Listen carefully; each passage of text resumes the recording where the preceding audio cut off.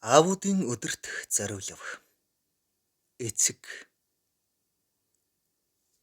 шөнө дунд сайхан зүуднээс нь удсны хангинах дуун намайг сэрэж орхилоо. Удсаа харвал газар дээрх ганц ихчээс минь дуудлага ирж байна. Сони юм да. Аавыг өнгөрсөн ч чам руу залахгүй гэж эцгийн дэргэд надад амлалт өгч байсан нь одоогоос 4 жилийн өмнө. Гайхсан бас нойрмог хоолоогоор утсаа аван байнагч юу болов? Аав муу байна. Том муу байна гэж ихч бачимдан хэлснээ цөрхрөн уйлж эхэллээ. Хэсэг уйлж байснаа нусаа татан хоолоогоо засаад эрс шийдэмгүй. Чи ир. Яг одоо наашаа гар гэж хэлээд хариу сонслгүй утсаа тасалж орхилоо. Би орноосоо босон тамхи асаан суулаа. Хөрхидөө муу ихч минь. Ээжийн оронд ээж, аавын оронд аав болж араа өртөөхийн намайг хүн болгосон хүн.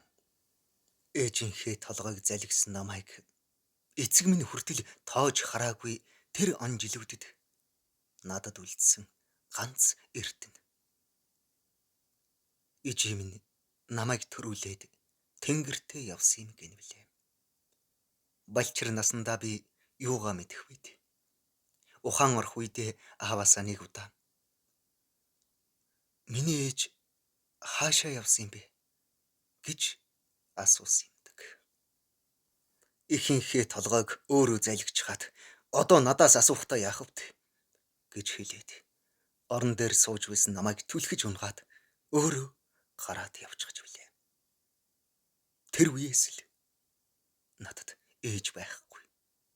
Аав надад хайргүй гэдгийг мэдэрч өссөн юм. 8 нас хүрдэг жил эгч намайг үнсээд. Миний дүү одоо том эр хүн болсон. Удахгүй сургуульд явна. Мундаг хүн болно доо гэхэд энэ юугаа гээвүүлдэг юм. Чи сургуульд яваагүй болоод л байдаг. Наадха хажуудаа байлгаж гар хөлийнхөө үзүүрт зарсан дээр баха. Том эр болсон. Сургуульд сурч мундаг хүн болно гэж догдолж байсан надад эцгийн энэ үг аимшигтай санагдчих. Арай явуулахгүй юм биш байхаа гэж бодонгууд нулимс асгарч би байдаг чадлаараа уйлж орхисон. Холбоо миний дүү битгий уйлцаа. Сургуульд явалгүй яхав эгчин дүүгээ заавал явуулна гэж эгч нулимсыг минь арчингаа. Аваа нэг толбоо сургуульд явна. Одоо би насанд хүрсэн хүн дүүгээ яахаа өөрөө мэдий гэж ууртай хэлэхэд. За. Одоо танд миний санаа бодол огт хамаагүй болсон юм биз дээ, тийм үү? Ихэнхээ толгойг залгисан энэ муу юугаал сураач гэж хэлээд гэрээс гараад явчихсан. Тэр жил 18 хүрсэн болохоор эгч эцгийнхээ өдөөс том дуугарсан тэр байх. Мэдээж би сургуульдаа явсан. Олон найзтай болж хоол унд элбэг. Хамгийн гол нь эцэгтэй нүд үзүүрлэгдэхгүй байх сайхан байсан ч. Эгчээ бас гэрээ санах гэж тоомгүй. Арай гэж тэссээр цагаан сарч төглөө. Бөөм баяр догдолж яарсаар гэртээ орж ирэхэд эгч намайг тэврэн үнсэж том болсныг минь гайхан хазар хамар дух гээд үнсээгүй газар үлдээгүй. Эгчийнхээ нулимсанд нүүр минь норж байгааг мэдэрсэн тэр үед л би хайрыг олсон юм. Аава хараач. Манай холбоо хичнээн том болсныг гэхэд орж ирсэн цагаас минь хүний урамд тоожч хараагүй эцэг минь орон дээрээс босч ирснэ. Овоо том болж гарын ая даахтай болжээ гэж хэлвтээ далан дээр минь төсхийтэл цохиж 8хан настай жаал хүү газар тэрийн унлаа. Аава та чинь яаж байна гэх эгчийн бачимдсан дуу Аавын багталтай инээх дуунаар би сэхээ авч эгчийн том залуу газар тэрийн унсандаа ичих. Миний хүүгээд үнсдэггүй юмаа гэхэд сайн яваад ирвүү гэж ч асуугаагүй эцэгтэй гомдон гэрээс гүйн гарснаа тод сандг. Уйлаад л гүйгээд л нулимсаа арчаад л гүйгээд л байсан. Гүйж гүйж бахардан унах үест бүрэнхий болж байгааг анзаарсан юм. Гэртэл очихгүй юм шүү. Ахин тэр муухай хүнийг харахгүй юм шүү гэж бодож байснаа л санаж байна. Нүдэ нээхэд гэртээ байлаа. Яаж вэ миний дүү? Яасан ч хол явсан юм битээ. Их чинь хайж арай гэж оллоо шүү дээ. Газар унчихсан дүүгээ харахгүй дээгүр харж яваад муу дүүгээ осгоочих шахлаа гэд эгчийг уйлахад тэр хүн орон дээрээ юу ч болоогүй юм шиг гансаа нэрэн сууж угаан нулимсанд бүрлдсэн харагдаж байсан. Золоор хазар хөлмөн багахан харагдаж эгчийн арчилгаагаар хурдан идэгсэн юм. Хөлөө хөлдөөж ухаар гараа хөлдөөчихгүй. Тэгсэн бол хичээл хийж чадахгүй эндээ үлдчихгүй юу гэсэн эцгийнхээ үгийг сонсоод балчирхан насандаа би үзэн ядалтыг олсон юм. Гараа хөлдөөгүйгүүдээ би одоо ч баярлдаг юм. Учир нь би одоо зураач. Мэргэжил нэгтнүүд минь намайг тоож олон 10 алдартнууд надаар өөрийн хөргөө зуруулах гэж дугаарладаг болсон. 10 дугаар анги төгсдөг жил хотын томоохон сургуульд эгчийнхээ ятгалгаар зураачийн ангид шалгалт өгсөн ч тэнцэхэд хэцүү гэдгийг мэдж байсан болохоор би нэг их найдаагүй л дээ. Миний дүү чинь зурх авьяастай шүү дээ. Чи чаднаа, чи тэнцнэ гэж ээжийн энтэй эгчийн залбирал биелэлээ олсон хэрэг. Олон хүний хөрөг бүтээж яваа надад эцгийнхээ хөргийг бүтээх л маш хэцүү байлаа. Мөнч олон оролцсон доо. Үзэн ядалтаас өөр юучгүй харц. Намайг цогход зориулагдсан мэт том гар нэг тоолондоо эвгүй үг унгадаг уруул зурх гэхээр хүн биш. Хүйтэн чулуу. Элдвийг бодсоор нэг л мэдхэд өөр цайж байлаа.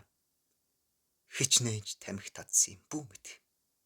Эгч дээрээ очиж хань болох хүсэлтэд хөтлөгдсөн би ойр зуурхан юм бэлдээд замд гарлаа.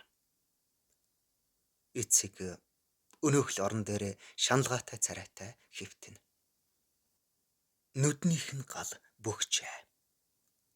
Хүйтэн харцч харагдхаа болж. Өнөөх том бахим гар нь хорчигоод турсан харагдана. Хүйтэн үг унгадаг уруулаараа. Миний хүрээд ирж гэсэн үгийг сулхан унгаад хоёр гараа өөд өргөв. Яах гээд байгааг нь ойлголгүй гайхан зогссон намайг эгч араас явран үнсүүлээч гэж шивнэв. Магнайгаа ойртуулбал хоёр хазарнаас минь татан духан дээр минь удаан гэгч үнсэв. Уруул нь ямар зөөлөн, үнэр нь ямар дотн байсан гэж. Огт удалгүй эцэг унтаад өглөө. Эгч уйлж нэг, инээж нэг ам хуурайгүй ярина. Яагав тэр жил аав мориноосоо унаад би чам руу залгаж чи нэг ирсэн дээ. 4 жилийн өмнө шүү дээ. Миний мууг үзэх гэж ирээ юу гэдэл намайг баахан дайрч давшлаагүй юу? Тийм ээ, тийм. Тэрнээс хойш ер засал аваагүй. Өдөр ирэх тусам муудаад л дордоод л байсан. Имлэг явахгүй, ирсэн эмчийг аашлаад явуулчихна. Тэгсэн гинт өчгдөр хүүг минь дуудаад айл гэдэг байгаа. 4 жилийн өмнө намайг ахиж хизээч хармааргүй байна гэд юу ч болсон таныг над руу залгахгүй гэж таниар хэлүүлж байж санаа намраа үсттэй. Өгтөл үр харам гэдэг чинь энэ шүү дээ. Эвээ минь чамайг л их санаж битгэрсэндэ. Гинт унтаад гинт сэрдэг юм. Одохгүй сэрх байх. Миний дүү амарч бай. Хол замд ядарсан байх. Аавыг сэрэнгүүт их чин чамайг сэрэй. Аава! Аава! Гэх эгчийн дунаар намайг сэрхэд эгч эцгийг минь тэврэн уйлж суулаа. Нутгийн олны ачаар буйны ажил нь сайхан боллоо. Эгчээс гэр бараагаа янзлаад удахгүй хот орноо гэсэн амлалт аваад би гэрийн зүг хөдлөлөө. Зүрхэн дотор бөмбөр дэлсэж, нүднээс ямар нэг халуун зүйл урсаад тогтдоггүй. Тэссэнгүй. Зогслоо. Аавч нь ёстой хугараагүй ноён нуруу байлаа да.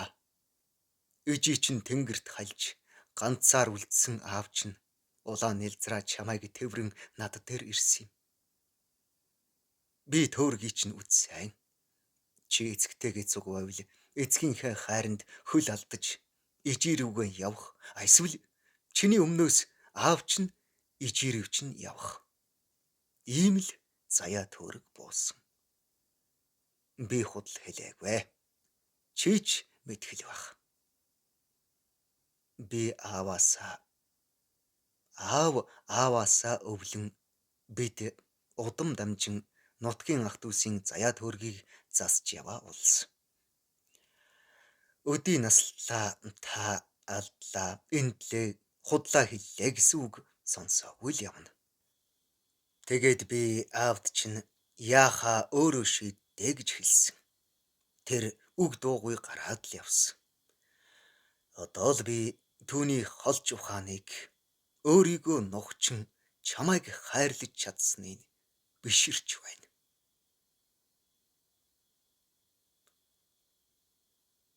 Хүү минь одоо 25 настай юу гэж асуухад. Тийм ээ гэхэд минь тэг найтэр айхтар хүү юм да. Учиг бүхэн учигтай байдаг юм шүү хүү минь. Чи одоо алцахгүй. Чи амьдралтай нэгт холбоо үүсгэжээ гэсэн нутгийн бөөгийн үг зүрхэн дундуур туучаад зүрхний минь хаанагтээс аавыгаа хайрлсан хайр чинь хаана байна гэж ирж хайгаадж байх шиг. Хүүд минь өгөөрэй гэж загсан баадантай зүйлийг задлтал. Аав юм үргэлж өмсдөг байсан хүрэн дээл. Ганцны бох хөлсний үнэр нь яг л аав минь хажууд байгаа юм бит. Доор нь бас нэг тэрлэг байх юм. Ногоон өнгөтэй өнөөх тэрлэгийг задлтал. Хизээч үнэртэж байгаагүй ээжийн минь үнэр. Бас хайр. Баадангийн буланд жижигхэн эвхээстэй цаас байх юм. Нээтэл нэгт холбоо өр минь. Үзүүлсэн бүх зовлон минь чамд жаргал болох өдөр ирнэ. Хатуу үг үйлдэл бүхнийхээ өмнө аав нь сөхөрч дотгошоо уйлдаг байсан юм шүү. Элгэндээ тэрвэрч эрхлүүлснээс эцэггүй мэт өсгөж холоос харж явах нь аавынх нь жаргал байлаа. Цааш уншиж чадсангүй.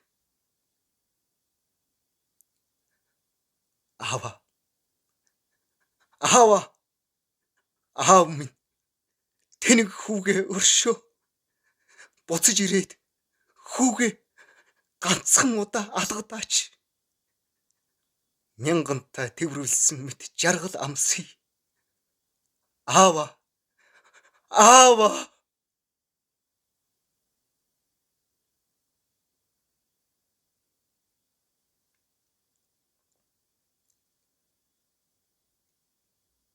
Их сурвалж Тогоон төмөрийн агарц замдан уншсан Эрхэн баярын Бат орж